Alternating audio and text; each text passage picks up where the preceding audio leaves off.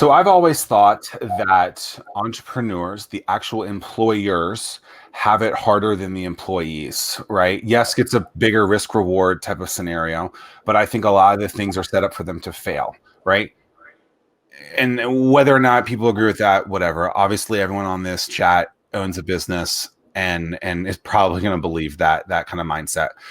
But then when they start mandating certain things like they've done here, and a lot of these individuals are not in the business world to understand, like, a lot of people talk about restaurants having a very fine margin anyway. Then you implement this new thing in there, which could be a plethora of different things, right? You just named 3 or 4 right there. And that swings your +4 to -3. Let's just, I don't know, those are the numbers. I'm just guessing, right? And so it's a 7-point swing. And it's like, like, what do I do? And so, like, when you're being over governed and things like that, how do you as an individual who runs probably the hardest establishment to already run, then get over governmentized, if that's a word, in that, and mandated to do these certain things? Like, how do you emotionally, physically, mentally, everything handle that kind of, I'm just going to call it an experience? Yeah. Well, you borrow a skid steer and you clear and grade your lot and you resurrect koi ponds in your backyard.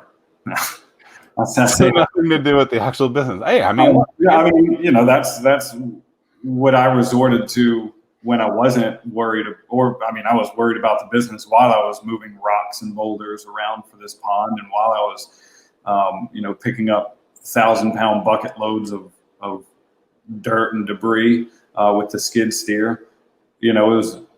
It wasn't a whole lot you could do but stand by while the world around you, and I understand this is what many people around the globe have felt this way. The world is crumbling around you and you can't do a damn thing about it. And so I tried not to worry about the things that we couldn't control, like having to close to customers on the inside of the store. Those things, like, we were mandated by the government, and we are darn well going to follow the guideline. The worst case scenario is you don't follow the guidelines. Somebody gets COVID, from or within your business, and the press from that ain't going to be good. So, if there's pretty hefty fines in there, hundreds of thousands of dollars, if I remember. And Karens are out there. I will tell you that. I mean, there was Kevin exists too. Karen and Kevin, yeah. But throughout the summer, it's died off now. But throughout the summer, we were getting emails from worried customers on a weekly basis because an employee, and I know 100% our employees are following the guidelines better than probably 99% of any establishment you go into today. Right. Because, again, they care about themselves and the business and the customers that much. But if they so much as pulled the mask down for a quick breath, right, we would get an email about it. Well, I think you even see people like posting pictures online from events from before, and people are like, I cannot believe you're hosting an event like this. It's like, yeah. Wow. Did you think that maybe like they're posting this in April and they're in tank tops, and maybe this is like a before picture? Like, I don't know. Like it was nuts. But back to the the point. How do we deal with that? We immediately, from my economist training, I figured that the crushing blow to the economy that this would have in general would absolutely force the government to step in and do some sort of helicopter drop of cash, especially to the hardest hit sectors like the restaurant industry and airlines, for example. And so I was pretty sure on that, a week or so into the pandemic. And so I was just holding my breath and waiting for them to come out with what became the CARES Act and the PPP funding. And so I was made sure we were first in line to apply for the PPP funding, and therefore we were one of the first to get that funding. And I've talked to a lot of business owners who chose not to apply for any of that funding because they were worried about the down the road ramifications, like, is this going to riddle us with debt? And again, I went back and thought through the economics of it. Well, the government will probably not make it stick as debt, because that would further cripple the economy. We got like $90,000 from the PPP, and that is more money than we've ever had in our bank account for the business. And we knew that if that was $90,000 in debt, that we probably would not be able to service it, and would therefore become insolvent and go out of business. Well, and it was set to do like 2.5 times a certain amount of expenses, which 75% at the front of it was supposed to be towards.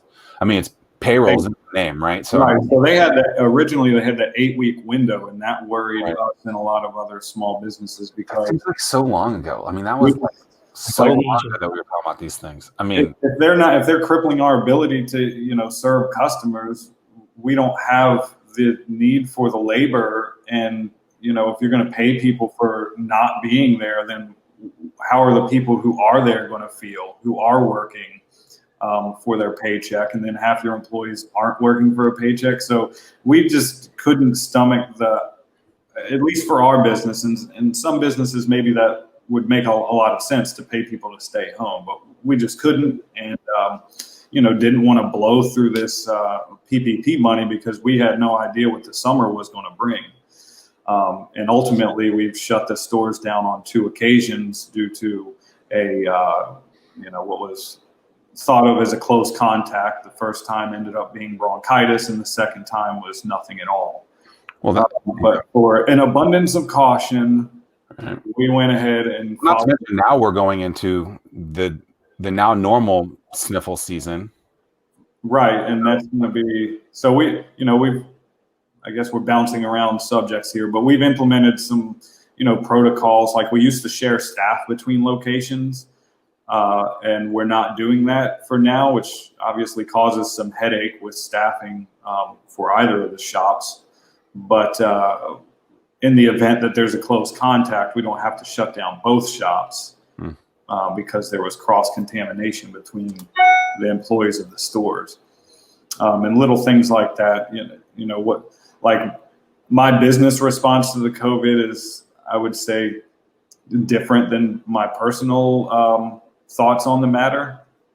I don't know. I kind of feel like we're just, as a society, sort of creating our own nightmare in a sense, and maybe going a bit overboard. But that's me personally. I know that for the business's sake, like, the best thing to do, the best thing for our employees, is to respect all of these guidelines. I mean, I think that this can be a very serious thing and overblown at the same time. Right? Yeah, I think we don't know which. And it's like, if you were to invent the perfect, cooties, like, COVID would be it, because you can't see. When people get in political, so did this and so did that. It's like, well, you don't know that. I mean, you don't know that a certain count will be higher or lower. Like, there's no basis to that. The basis is you don't like this person, or you like this person. It's like, would an economist come up with those numbers? My guess is no, because there's no data to track it. Like, you don't know that answer. And so I think we're in similar agreements there. But something that's interesting that I think Tim would appreciate too, that you started with, is when things hit the fan, you did other things other than the business. Mm-hmm. And I think that mental sanity is something that more people need to implement. Like, I worked out every day during all this. Sometimes it was a run. Sometimes it was a bike. It was supposed to be a swim sometimes, but the pool closed, so I couldn't go to the swim. Tim's on, running 10,000, 15,000 days straight, something like that. So, I mean, doing things other than the business, getting out of the business, I think is powerful. And I think it seems that other things capable. And we were lucky to, be in a position at that time to do that, because we had all, we were already sort of more of a passive sort of, management from the ownership, because we have always carried day jobs in one shape or form. And so, we were already in a position where the staff were more or less taking care of day-to-day operations. And when COVID hit, we had to make changes, and they were in the position. What I'm trying to say is, I think they were able to take their minds off it by, putting their brain power toward how do we make adjustments with the business, even though, obviously in that case they are thinking about the business, but it gave them something to chew on and something to experiment with.